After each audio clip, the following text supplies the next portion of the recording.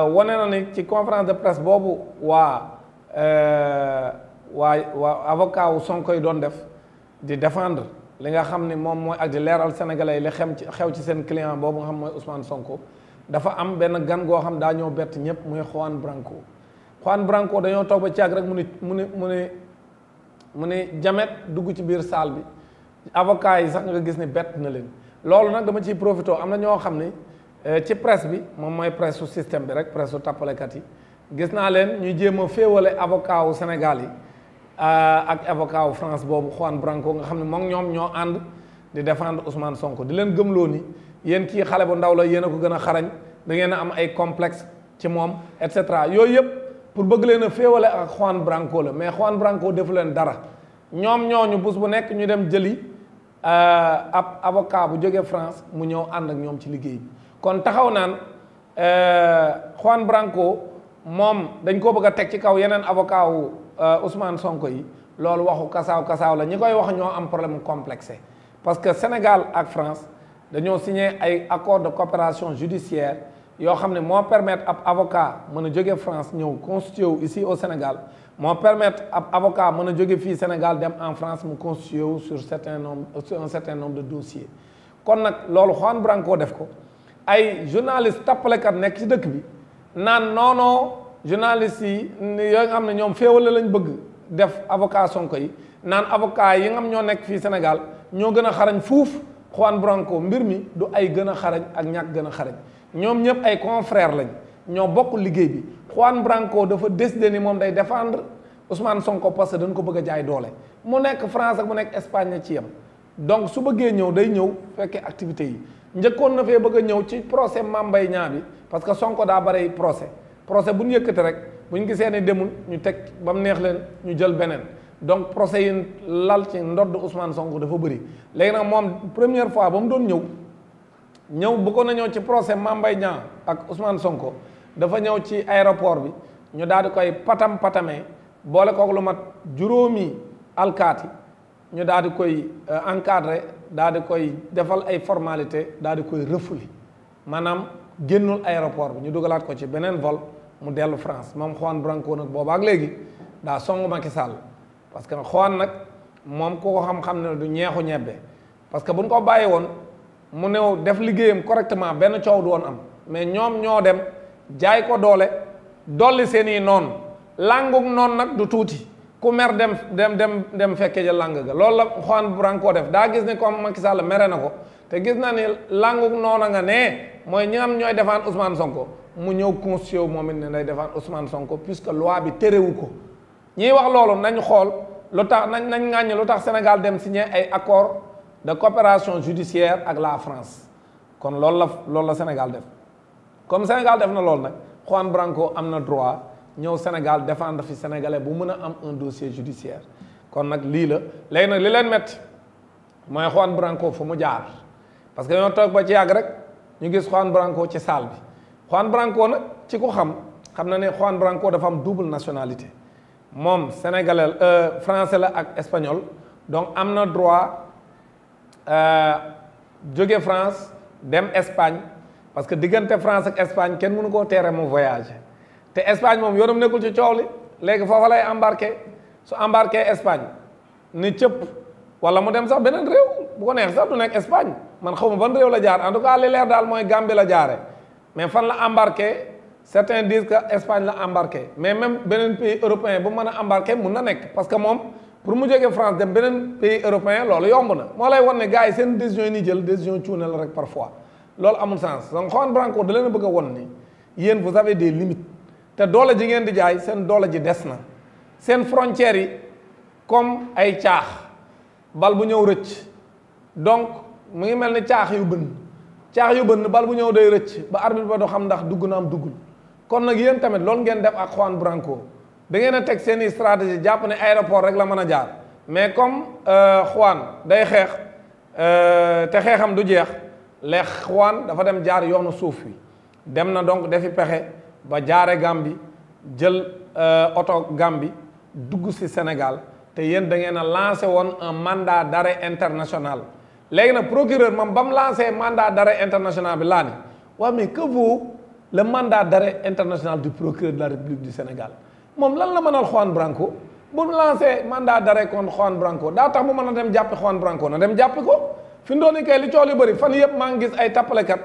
yu naan non ñu ngi koy wër dañ koo gisul Juan Branco daa mën a réer fii Sénégal ñoom kay nañ dem jàppi ko rek loolu mooy wax ji nañ dem jàppi Juan Branco man li ma gëm mooy Juan Branco mënta nekk Sénégal te xamuñu fan la nekk kon bu dee dañ koo bëgg a jàppi nan dem jàppi ko moo gën wër-wërlu bi ku ci nekk xam nga ni fii ak sunu police ak sunu gendarmerie ni ñu xarañe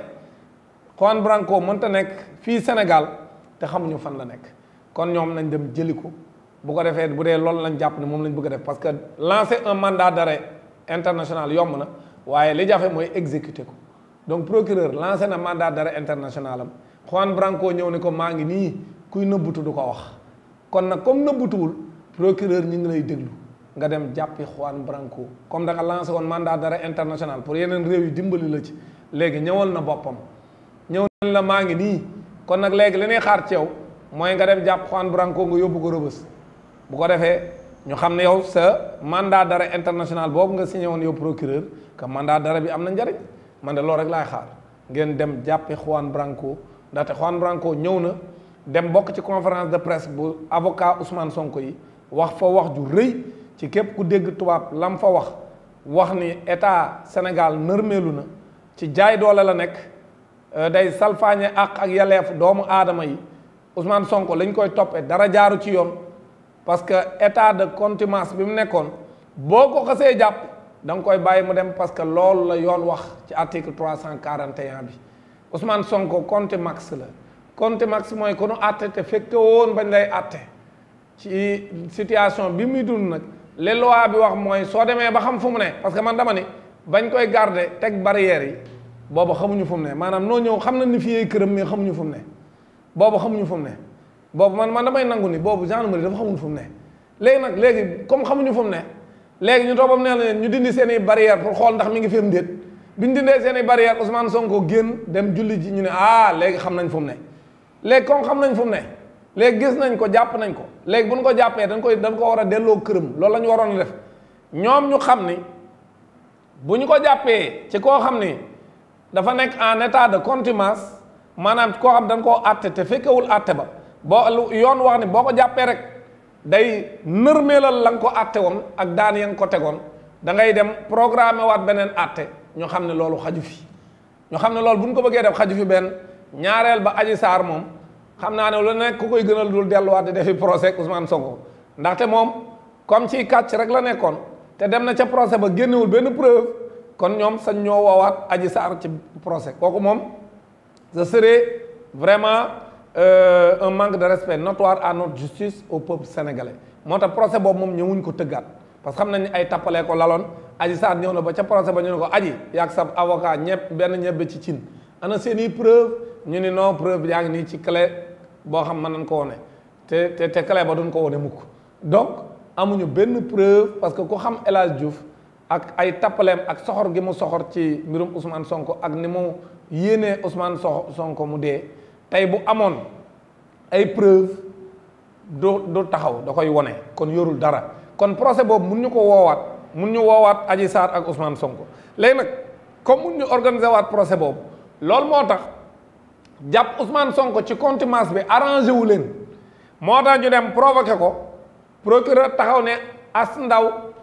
su paanoon ca buntu kër Ousmane Sonko moom la Ousmane Sonko dem sàcc portable am loolu la procureur wax mu reetaan loo àdduna bi yëpp sénégalais yëpp d'abord ak àdduna bi yëpp ndaxte Ousmane Sonko léegi kon agresseur la ñu ne daal sàcc téléphone ba bu ànd ak violence Ousmane Sonko moom toujours dañ koy présenté comme que violent ci ni muy waxee dañ naan daa violent bi ñu koy jéññe daa violé Adji Sarr dañ naan ak violence menace de mort bi nee na bi muy këf parce que Ousmane Sonko ci boobu nangu na ni dafa këf téléphone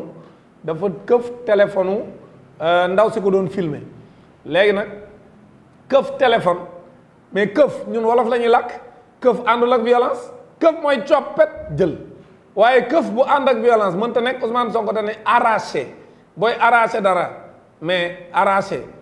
foqarti la dara rek maanaam nit ki yore nga ko donc li ngay foqarti ngay téye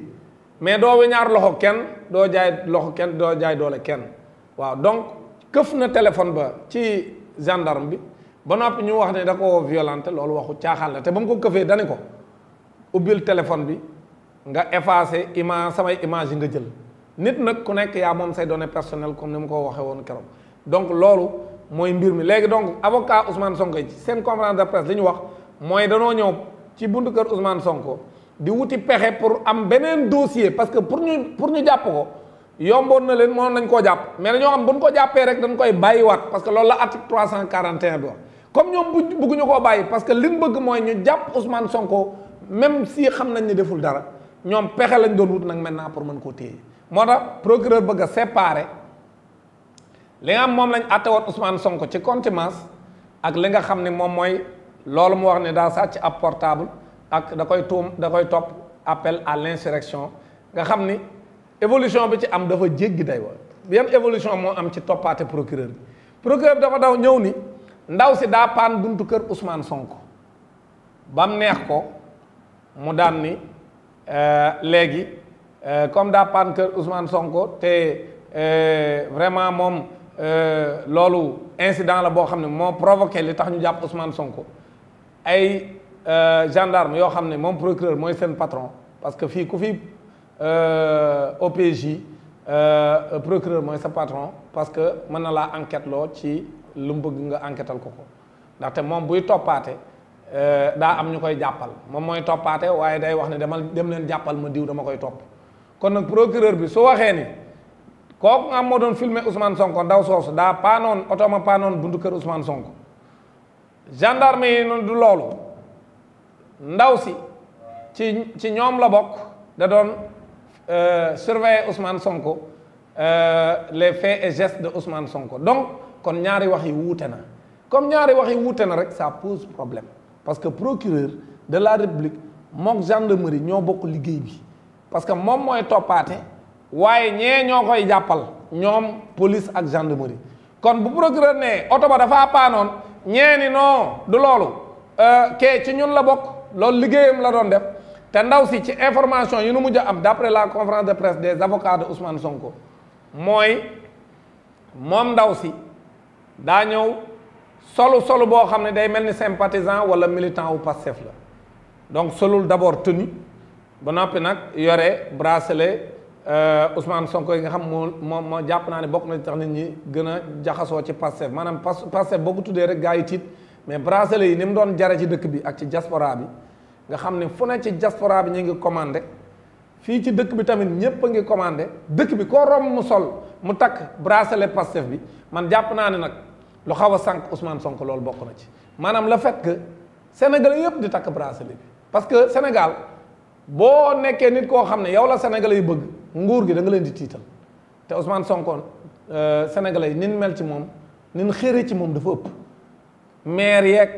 paa yeeg xale yëpp ku ci xale yi sax dañuy jooy ni seen i waajur demal wutali ma bracelet Ousmane Sonko ñépp yore bracelet Ousmane Sonko di jaay ci mbedd mi léegi nag loolu la ndaw si def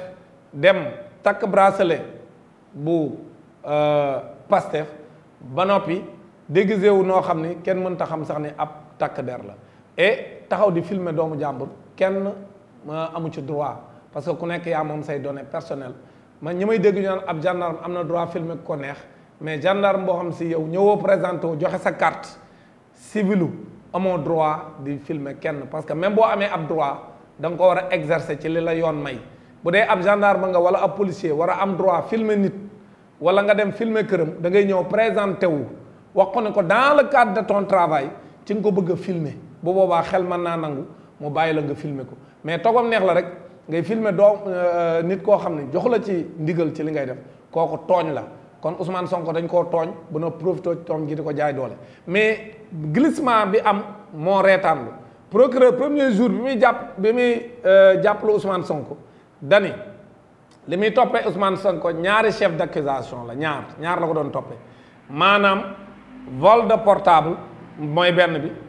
beneen bi mooy appel à l'insurrection ñaar yooyu la waxoon la koy toppee ci communiqué bi mu génnee vendredi bi nu woowee Ousmane Sonko au niveau